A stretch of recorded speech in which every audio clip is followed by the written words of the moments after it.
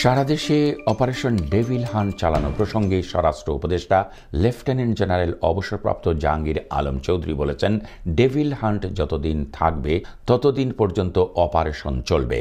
রবিবার সকালে রাজধানীর ফার্মগেট মৃত্তিকা সম্পদ ইনস্টিটিউটের নতুন মৃত্তিকা ভবন উদ্বোধনী অনুষ্ঠানে সাংবাদিকদের সাথে আলাপকালে তিনি একথা বলেন। স্বরাষ্ট্র উপদেষ্টা বলেন, গাজীপুরে যারা ছাত্র জনতার উপর হামলা চালিয়েছে তাদের আইনের আওতায় আনা হবে। বাকিদেরও তাড়াতাড়ি সম্ভব আইনের আওতায় আনা হবে। তিনি আরও বলেন, যারা দেশকে অস্থিতিশীল করতে চেষ্টা করবে তাদেরকে ডেভিল হান্টের আওতায় আনা হবে।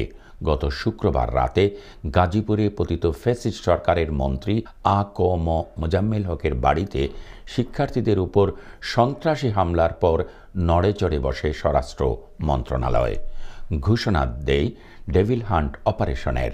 এর শনিবার থেকে সাঁড়াশি অভিযান শুরু করে যৌথ বাহিনী। গুরুত্বপূর্ণ মোড়ে টহল জোরদার করা হয়েছে। ছাত্র জনতার উপর হামলার কারণে এখন পর্যন্ত আওয়ামী লীগের 40 জন নেতাকর্মীকে গ্রেফতারের কথা জানিয়েছে গাজীপুরের পুলিশ সুপার চৌধুরী জাবের সাদেক।